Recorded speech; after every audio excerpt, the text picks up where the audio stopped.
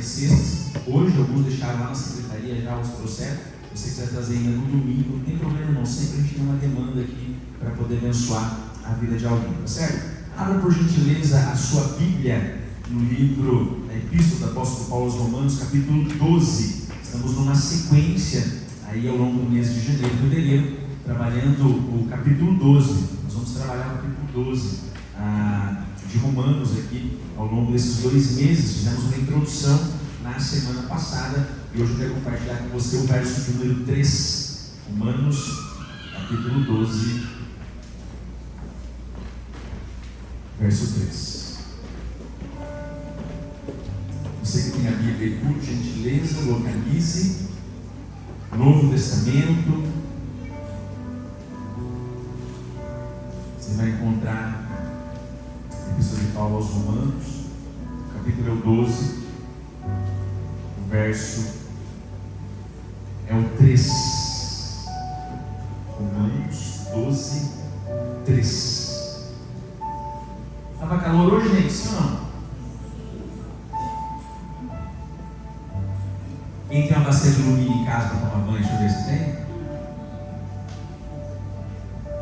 Quem é do tempo que nadava em rio e sítio, assim, deixa eu ver quem é? Nadava escondido, deixa eu ver. Os pocinhos, eu morava em Santana Platina, eu também passando a mão no pocinho. Pocinho, você imagina. Voltava mais encardido.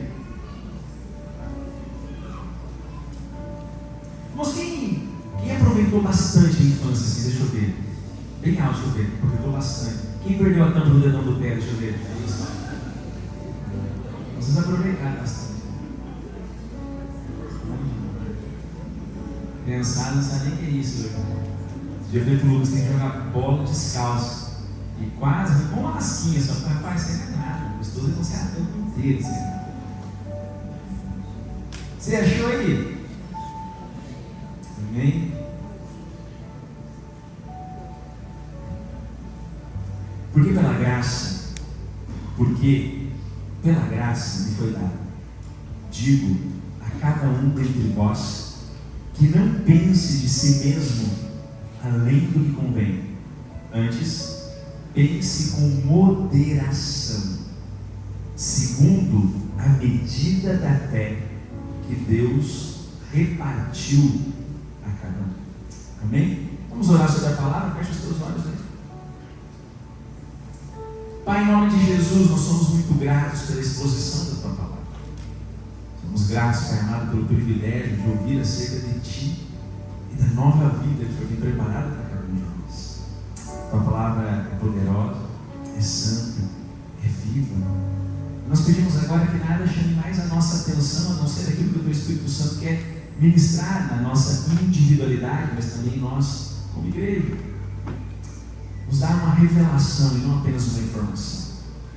Mostra para nós uma direção, um caminho, uma luz, mas não nos deixe, Pai amado, sermos enganados por um mundo que tenta nos dar uma forma, mas pelo contrário, Senhor Deus, que nós sejamos renovados dia a dia no Senhor, para que essa transformação de mente inclinada para fazer aquilo que Tu queres, experimentar a Tua boa, agradável, perfeita vontade, seja manifesta em nós. É isso que nós te pedimos, em nome de Jesus. Amém. Quem estava aqui na terça-feira passada? Deixa eu ver quem estava aqui. Ótimo, muito bom. Nós começamos então na terça-feira falando a respeito de uma nova vida em Cristo. Estamos começando um novo ano. E a Bíblia fala para nós de uma nova vida em Cristo. A Bíblia diz para a gente que quando nós estamos em Jesus, a nossa vida muda. Uma nova vida começa. E nós começamos falando na semana passada, o versículo 1 e 2 do capítulo 12 de Romanos, onde nós ministramos a respeito de um sacrifício, a respeito de uma renúncia, de uma entrega, para vivermos aquilo que Deus tem preparado para a gente. Eu disse aqui na terça-feira passada que para vivermos a vontade, a boa, perfeita, a vontade de Deus, nós precisamos abrir mão de algumas coisas. É incompatível a gente experimentar de algo de Deus vivendo velhos hábitos e tendo velhas atitudes. E nós falamos que o apóstolo Paulo, ele usado tremendamente por Deus, diz que a gente precisa renovar a nossa mente a ponto de não permitir que o mundo nos dê uma forma. Que o mundo nos dê uma forma. Há um tempo atrás começou a surgir, tanto na Europa como nos Estados Unidos, as igrejas bíblicas. Por que começou essas igrejas? Elas começaram a criar uma evidência. Porque o mundo começou, inclusive, a entrar dentro da igreja, tentando trazer uma forma a respeito de ideologias e filosofias que são contrárias à palavra do Senhor. Olha aqui para mim uma nota, um parênteses, por favor. Não é o mundo que tem que dizer para a igreja como a igreja tem que andar. É a igreja que tem que dizer para o mundo como o mundo tem que andar. É assim que tem que ser. Essa é a vontade de Deus. E o apóstolo Paulo diz no versículo número 3: porque pela graça me foi dada, e digo a cada um de vós, não pense de si mesmo além do que convém. Antes, pense com moderação, segundo a medida da fé que Deus repartiu a cada um. Ele está numa sequência aqui. O que ele está dizendo para nós, até o capítulo de número 10, é apenas doutrinário. Mas a partir do capítulo 11, o apóstolo Paulo começa a falar a respeito de uma prática. Então, perceba, tem a doutrina, tem o ensinamento. Mas não basta eu saber a doutrina, não basta eu conhecer o ensinamento, eu preciso colocar aquilo em prática na minha vida. E aí o apóstolo Paulo está dizendo o seguinte: olha, esse novo pensamento, essa metanoia que acontece agora, ela precisa vir acompanhada de algo novo sobre esse meu pensamento. Porque se o meu pensamento foi transformado, agora eu tenho novos pensamentos. Eu não sou mais condicionado pelos pensamentos que eu tinha. Talvez a primeira pergunta que eu preciso fazer para você nesta noite, para dar sequência aqui, é: o que é que tem tomado conta da tua mente? O que é que tem tomado conta do teu pensamento? Nós lidamos de maneiras diferentes com os nossos enfrentamentos, mas todos nós, sem exceção, a qualquer enfrentamento que nós temos, o primeiro campo que nós somos atacados é da mente. Eu digo sem exceção. Todos nós aqui somos atacados no campo da mente. Alguns lidam de uma forma e outros dão uma resposta de forma diferente. Por exemplo, tem pessoas que quando são coagidas, quando são confrontadas, quando são atacadas em alguma espécie, de alguma maneira, o pensamento delas a respeito daquilo tem um comportamento. E algumas delas não conseguem se distrair mais daquele pensamento. Vão com o pensamento ao longo do dia, dormem pensando naquilo, acordam, às vezes fica uma semana inteira sem aquilo sair do pensamento. Acorda na madrugada e aquilo vem. Outras pessoas não. Outras pessoas veem a situação, veem o negócio, ela pensa um pouquinho, daqui a pouco ela consegue, e aquilo vai se... Por que a gente tem uns que tem mais facilidade, e outros têm mais dificuldade? Quem é você nessa história? Você é daqueles que o pensamento, quando pega você, quando a situação acontece, não arranca mais da cabeça? Você está trabalhando e aquilo fica te incomodando. Você está conversando com outra pessoa, mas aquilo ali ainda está, sabe, fervendo. Você é daquelas pessoas assim que vem, você ora, entrega, e por mais que de vez em quando ainda fique ali, né? Lembrando, você consegue mais rapidamente dar continuidade à tua vida e fazer aquilo que você precisa fazer. Pode falar assim que o pensamento ele é o ensaio da nossa ação. E a grande questão de que Paulo está falando a respeito de pensamento é justamente isso. Porque se eu não souber lidar com os meus pensamentos, e se eu der respostas erradas na proporção daquilo que eu recebo e como eu enfrento aquilo na minha mente, aquilo vai se transformar em uma ação. Porque logo aquilo que eu penso, eu vou fazer. E é por isso que muitos de nós nos arrependemos constantemente de algumas ações e atitudes nossas.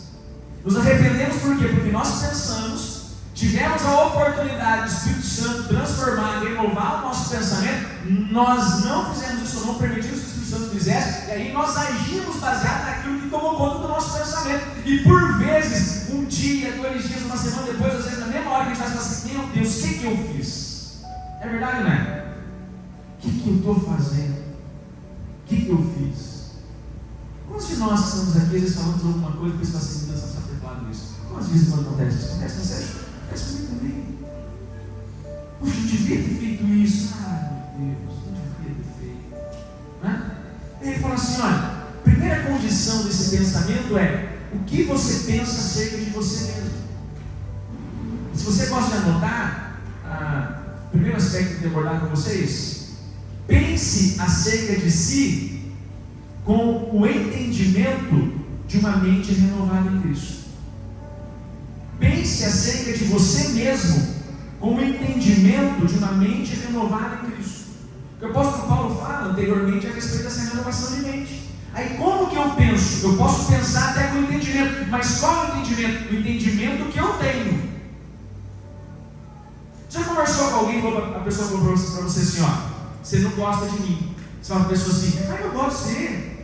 Não, você não gosta de mim. Você gosta da pessoa, mas não tem coloca na cabeça dela que você não gosta.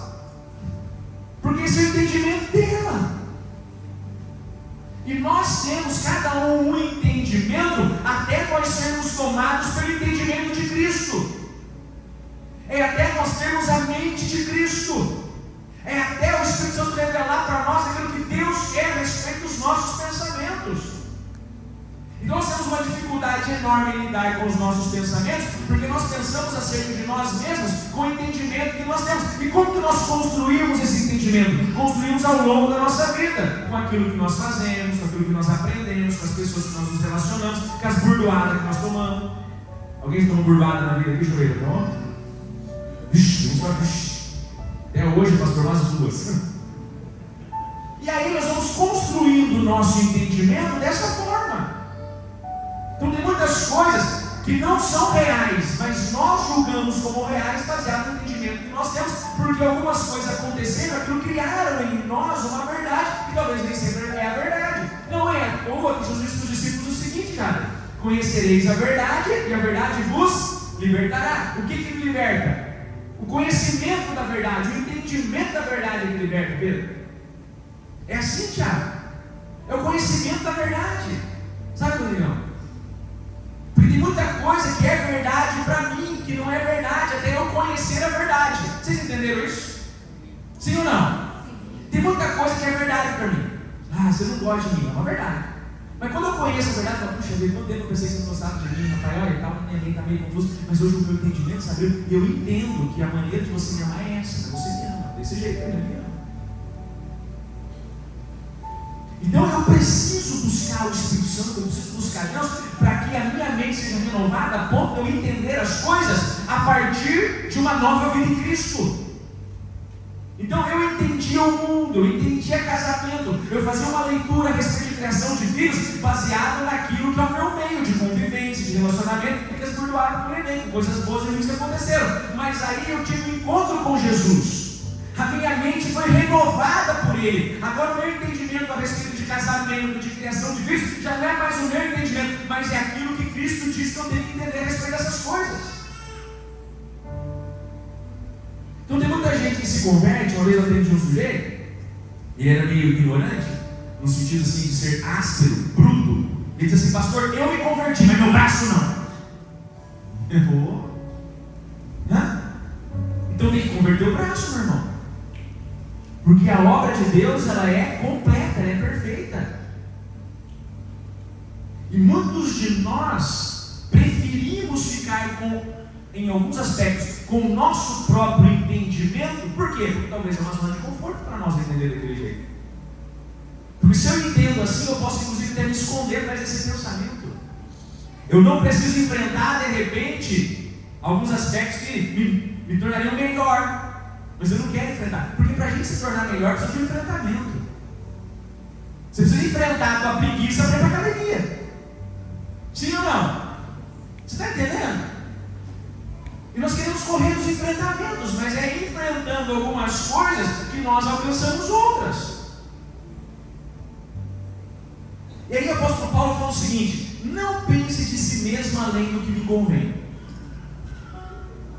Antes de ele falar a respeito da moderação, ele já dá um insight, já dá uma dica para nós, ó, não pense acerca de você mais. E quando ele chama para moderação, ele também quer dizer o seguinte: seja moderado, ou seja, também não pense menos. Está muito claro no texto, por mais que ele não faça essa colocação de forma expressiva. Então a primeira colocação dele é, ó, não pense de si mesmo além do que convém, ou seja, não seja arrogante, não pense além da realidade, não seja soberbo, não despreze os outros, não tenha uma atitude de autossuficiência ou independência. Não pense que você é mais do que você é. Você conhece gente chata? Quem conhece gente chata? Não olha para o lado. E a maioria das vezes o chato é o quê? É esse sujeito aqui, o arrogante. É aquele que pensa de si mais do que realmente é. Na minha época eu falava, o spy roda. Suor quente, dor de dente. O sujeito chega. Por quê? Porque ele pensa dele além do que ele é. Talvez é um sistema de defesa também. Porque precisa, por não ter uma identidade, por não ter uma identidade bem construída e definida, precisa estar toda hora provando para alguém quem ele é, ou quem ela é. Pessoas que não têm uma identidade bem definida em Deus, estão toda hora tentando provar quem elas são. É por isso que a primeira tentação, a tentação de Jesus, é a tentação da identidade.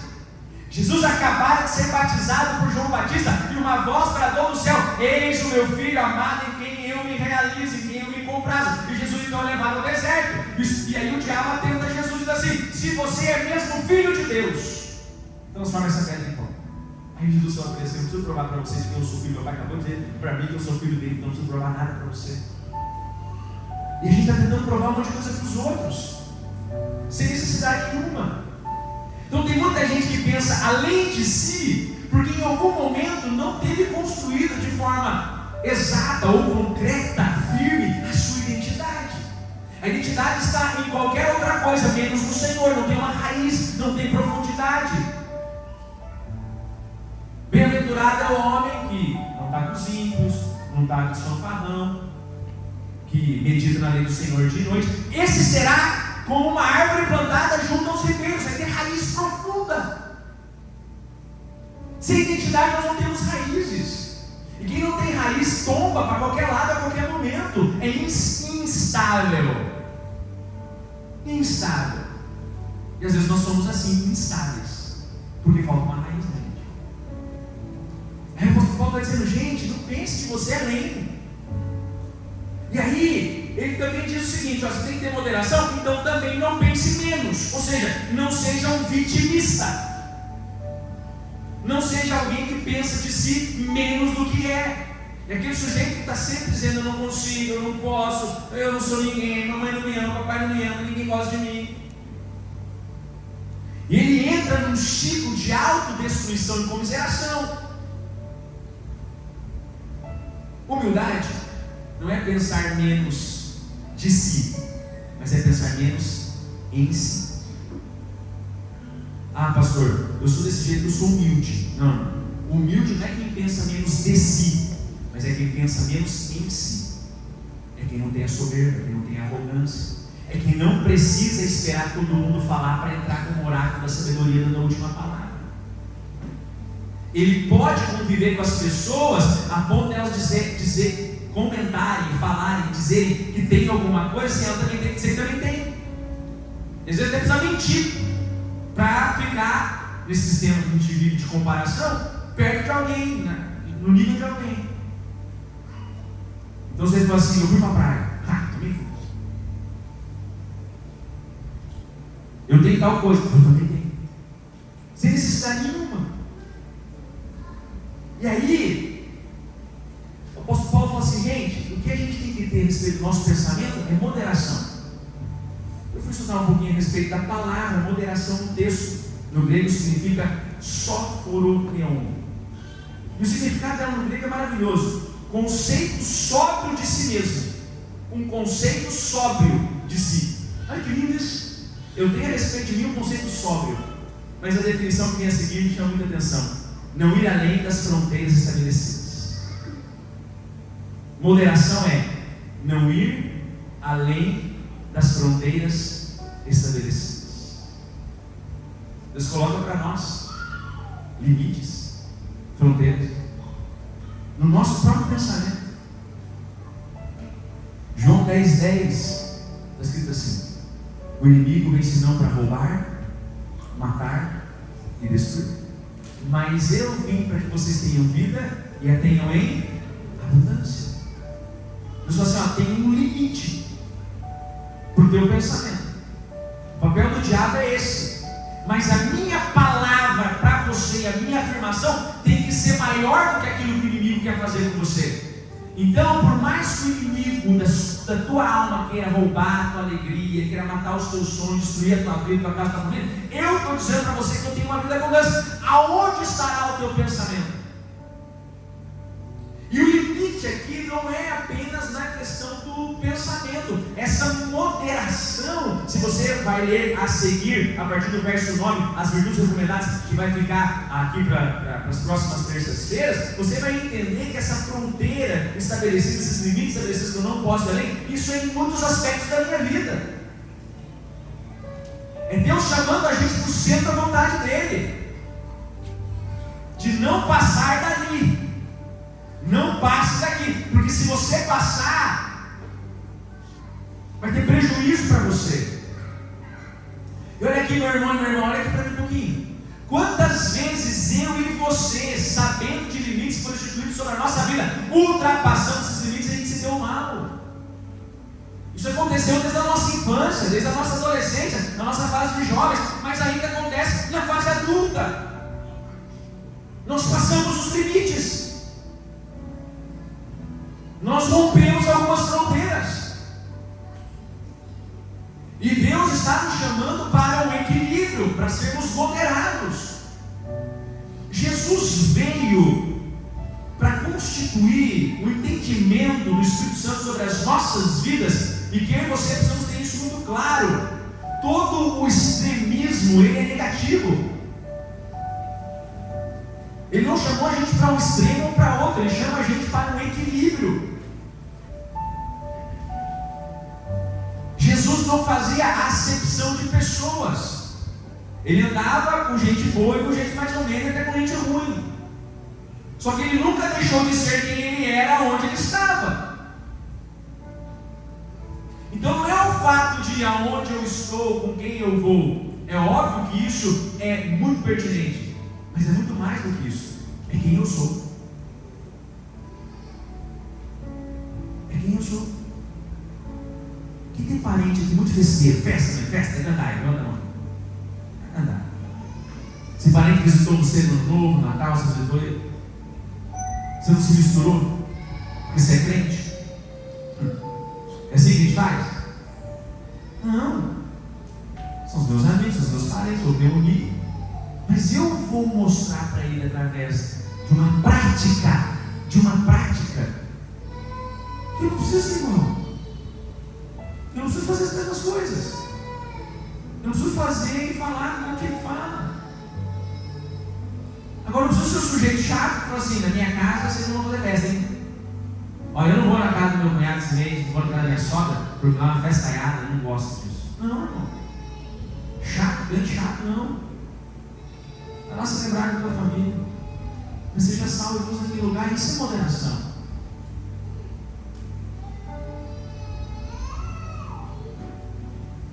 Ele termina dizendo o seguinte: pense acerca de você na medida da sua fé. Pense acerca de você na medida da sua fé. E a pergunta que eu faço para você é: no que você tem fé? No que você crê? Porque na proporção da minha fé, na medida da minha fé, que eu vou estabelecer pensamentos. Quanto mais eu acredito, quanto mais eu creio, é sobre aquilo que eu creio que eu construo os meus pensamentos.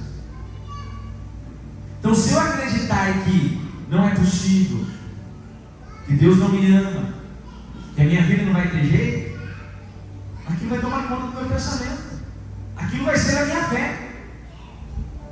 Hoje eu conversava com alguém antes de eu pregar, a pessoa disse para mim assim: pastor, eu cheguei num lugar e eu vi algo, e aquilo se concretizou. Eu digo: maravilha, isso é fé. Não tinha nada, mas eu enxerguei que tinha. E mediante isso algo se manifestou e aconteceu.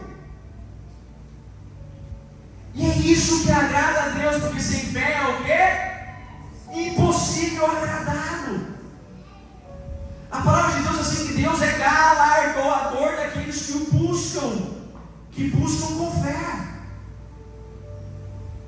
Se eu estou em Cristo, eu agora sou uma nova criatura. E como nós falamos no domingo aqui, assim como nós ministramos lemos a respeito de Atos dos Apóstolos e daquele etíope eunuco que tinha uma fé objetiva, é isso que o texto diz para a gente, é uma fé objetiva, uma fé concreta, uma fé onde eu sei onde está. E vou repetir o que eu disse no domingo: fé por fé é subjetivo demais. Eu posso crer e acreditar em muitas coisas. Eu posso acreditar no prêmio de 4 folhas, na ferradura numa porta, eu posso acreditar na força do meu braço, eu posso acreditar no dinheiro que eu tenho na conta do banco, eu posso acreditar em outra coisa, é subjetivo demais. Mas a proporção da fé que o apóstolo Paulo nos chama é para uma fé objetiva. Em quem eu acredito? Em quem eu creio? Porque quando de fato a minha fé for objetiva em Cristo Jesus, independente das circunstâncias, dos problemas que eu enfrento, eu não vou desfalecer. O meu pensamento agora está inundado por um entendimento de uma mente renovada em Cristo. Agora eu não sou movido por aquilo que acontece ao meu redor, eu sou movido por esta mente de Cristo Jesus que está em mim. Aquele que está em Cristo é nova criatura. As coisas velhas ficaram para onde? E coisas velhas não é só aquilo que a gente fazia anteriormente. Coisas velhas, inclusive, eram os nossos pensamentos. Então, se eu digo que eu estou em Cristo, mas os meus pensamentos ainda não foram renovados por Ele, eu preciso pedir: Senhor, em nome de Jesus, renova os meus pensamentos.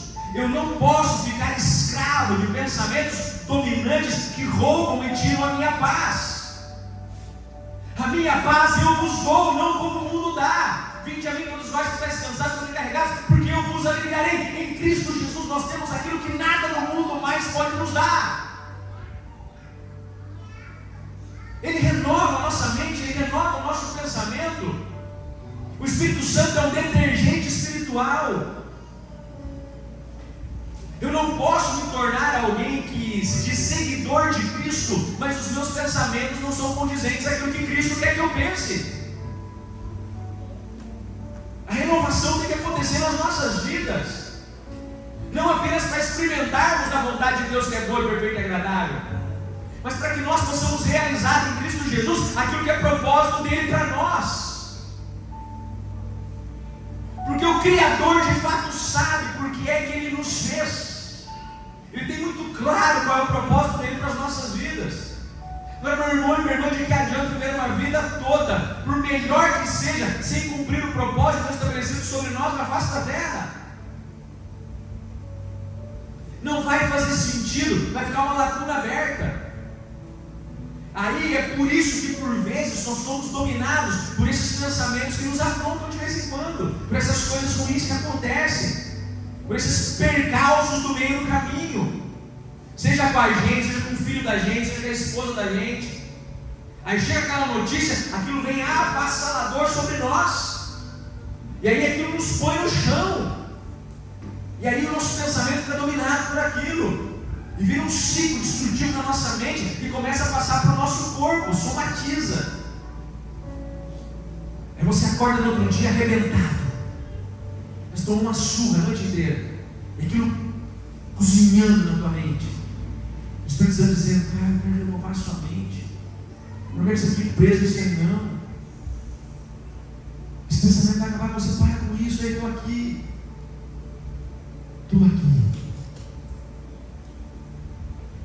Alguém, quando era criança, adolescente, foi chamado em algum momento de perigo pelo pai? Ele gritou: pai, já?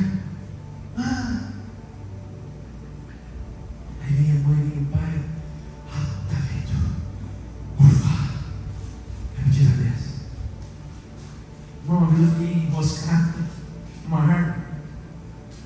Quem gostava de subir em árvore? Deixa eu ver, subir alto, né? Mão do céu, hoje eu subo mais, deve ver. Mas eu gostava de subir catamanta, abacate.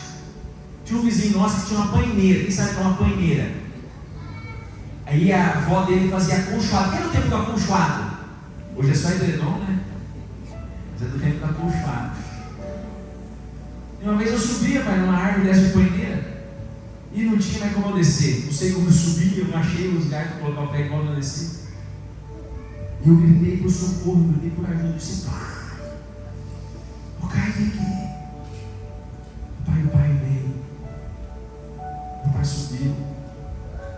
O pai pegou pela mão. O pai trouxe no chão. Em segurança. O pensamento na árvore é: vou cair daqui, vou me quebrar inteiro. Mas quando o pai chega e diz assim: já não vou cair mais. E se eu cair, eu tenho que me segurar. O pai está aqui. Irmãos, a promessa de Deus para nós não é que a gente vai ter uma vida sem dificuldades. Você gostou. Tira para você. A promessa de Cristo para nós, que a gente nunca ia ter nenhum tipo de luta ou problema, não. Ele disse que nós teríamos aflições. Mas em as aflições ele disse: tem bom ânimo. Por quê? Porque o Pai já venceu o mundo por você. Sabe esses pensamentos que estão tentando contra a minha mente e a tua? Mas vamos dizer hoje para você: eu já venci esses pensamentos sobre a tua mente. Você não precisa estar condicionado a eles. Crie raízes na sua identidade em mim. Pense acerca de você como equilíbrio. É só a gente amar que o Pai virá para nós.